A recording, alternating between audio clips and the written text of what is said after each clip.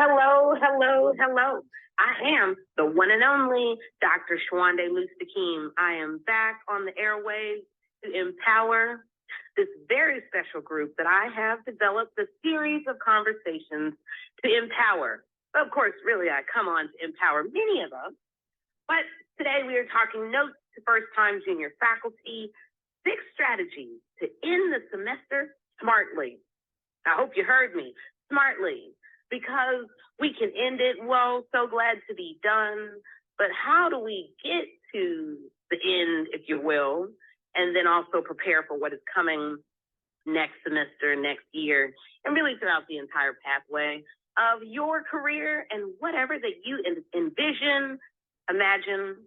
I'm here to empower you so you can know how to really take it to another level. And if there are those who are not academics, who are listening in this moment, I would say, if I were to rename this show, that perhaps today I'm talking about how to focus on your goals and apply your power, because that's what I'm doing. I'm moving the needle so we can begin to understand what are the ways as the year is coming to an end, what are the ways that we can let ourselves find ourselves and also let go, get a little rest, but also prepare for the new year.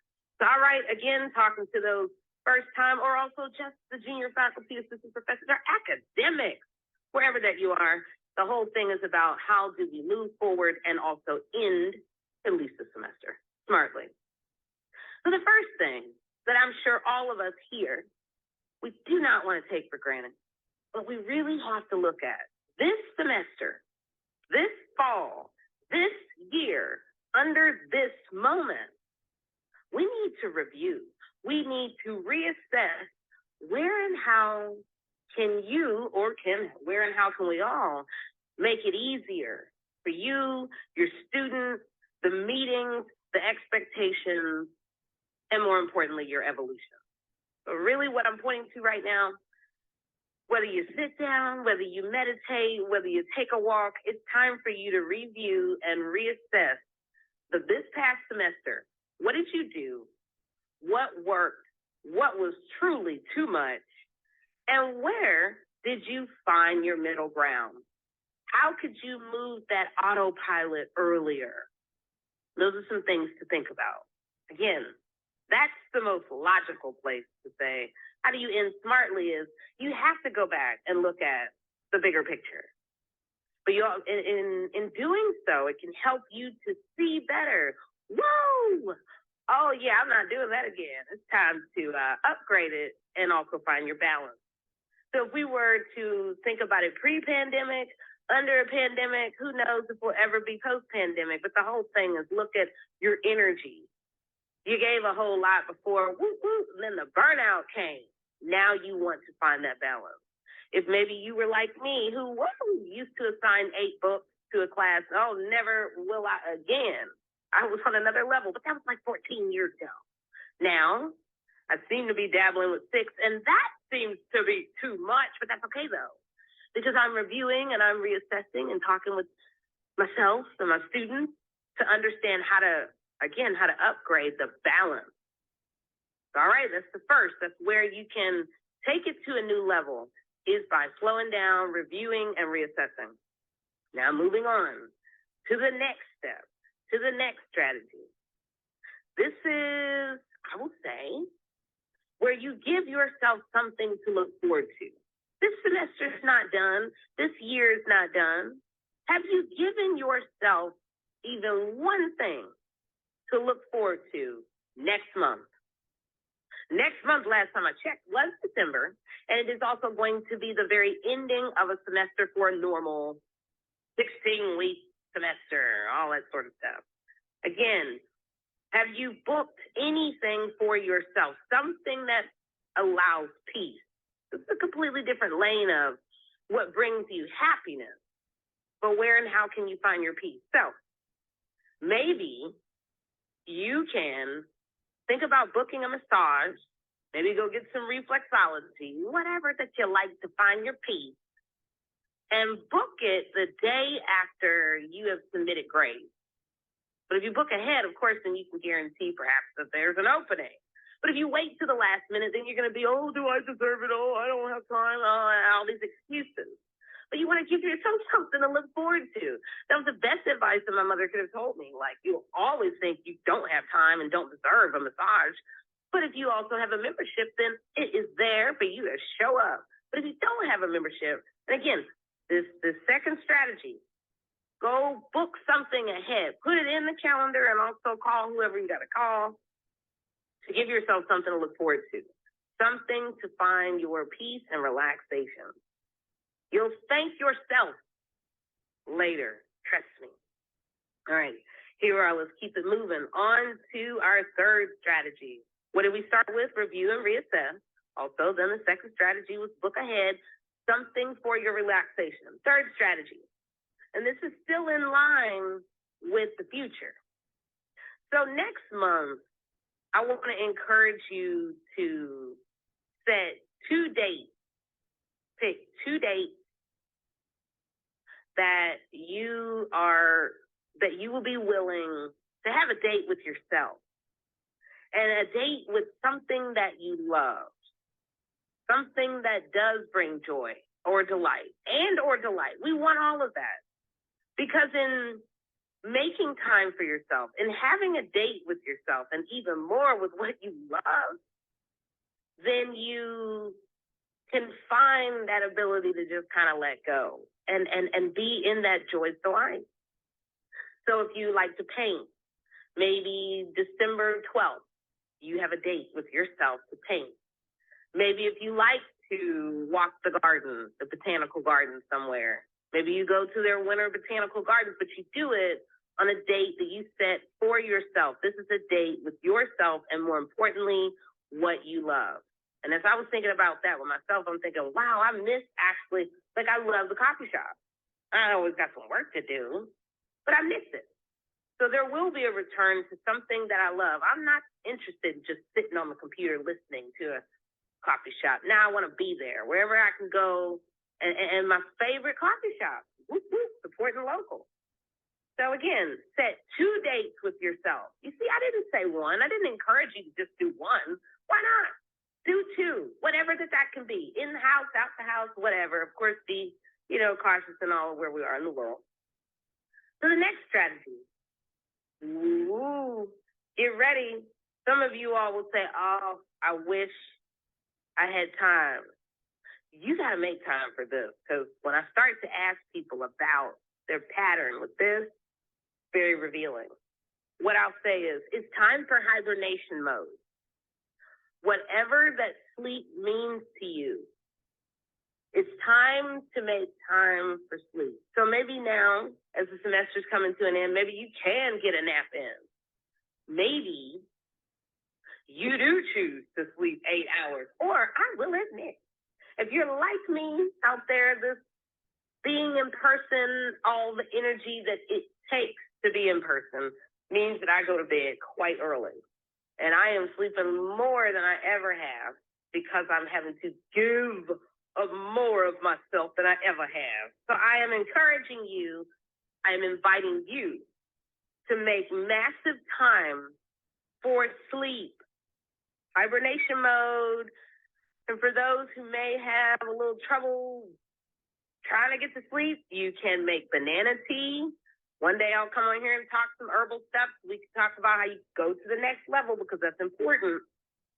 You also can look up black seed oil. I said black, BLACK. I know there's flax seed, but black seed oil. Ooh, you will sleep well, and you will dream where you will question your reality, meaning that everything will be so clear. So again, make time for sleep. Whether it's after the semester's done, whether it's today, yesterday, don't wait until January 1st, because 2022 is going to be high vibrational. You need to go into hibernation mode if you knew what's coming next year. So again, we're keeping it moving with the strategies. Now we're on to, where are we? Yeah, there we are. Next thing I would say, or maybe this is sitting down and having a meeting with yourself, calendar meeting, whatever that it may be, possibly calendar meeting. But it's time for you to map out what you want next year, next spring, next summer, however you want to do it. But But map it out according to teaching, research, and if you're on a speaking schedule, you want to map it out. What is ideal? What is too much? And hey, this has been working for a while. You want to go and look it out. You want to look at it. But you also want to map it out. When you map it out, then you can see what is coming. So again, already you see that I'm inviting us to review and reassess. Isn't that where we started? Because we have to look at where we've been. And that's where now, several strategies later, I'm encouraging you to map out your teaching, your research, and your speaking schedule. So you got to be clear what's too much and what's too little. For myself, 2 to 3 book talks is a lot, but it is kind of really for the past few years what I've been doing. I'm grateful that I've had interest in a variety of directions. However, I do know that there are people who do like 8 and 10 and 12 book talks a year. Woo! Power to you. Can't do all that. I have to have balance in all the things that matter to me in my professional career. Teaching, research, and also sharing more about what has come from my brain with Slavery at Sea, Terror, Sex, and Sickness in the Middle Passage. So again, sit down and map out your teaching, research, and speaking schedule. Now, this next thing, I will encourage you, and I'm speaking from experience, it is worth it. It is so worth it. Whatever way that you can not only plan, but have a writing retreat, it is astounding what will come through. Case in point, years ago, me and a couple friends, we decided we're going to have a writing retreat, and we strategically booked it right as the semester ended. Because, you know, we all can hem and haw, oh, well, I don't have time. Whatever, you do have time when you got an unpublished book. I do know that. Because that was the 3 of us at that moment. And we booked a cabin in Tennessee and ate good. I cooked. We wrote. We had a good time. And we were there for several days. I almost feel like we were there for a week, but it wasn't a week. Probably about 4 or 5 days. So if you could do that, it is so worth it. And then it's great when you can gather with other people. However, where we are in the world and where I am, I also would encourage highly a solo writing retreat. Now, writing retreats can take different forms. For some of us, that might be moving to another room. That might be driving to an Airbnb somewhere else, in the city, maybe doing a staycation, or maybe going out of town. And then there's others that like to write together, perhaps at work or on Zoom or in coffee shops. Those gatherings, a retreat is different than a meetup at the coffee shop. So that's what I want you to understand. When you do a writing retreat, you can have a deep dive into your work. But it also requires you to shut yourself off from the world. And the world has to be okay with it. So yours truly is definitely going to be having a writing retreat. I've been saying it all fall that it was coming. I truly, though, had very little time. So now that things are getting onto autopilot, I feel my heart yearning for a writing retreat. So if productivity does matter to you, and it should, as junior faculty, as any academic, as an assistant professor, whoever, wherever you are, recognize that creating a retreat, going away, taking time, whether to be in nature, by water, wherever, but getting away from the comfort of home or even the chaos of home, it can allow you to see more. I'll tell you by doing that, when I did the writing retreat, I wrote in Tennessee years ago, I ended up writing my introduction. And I remember thinking, oh, this is great. And I figured, I'm going to tear it all up later on.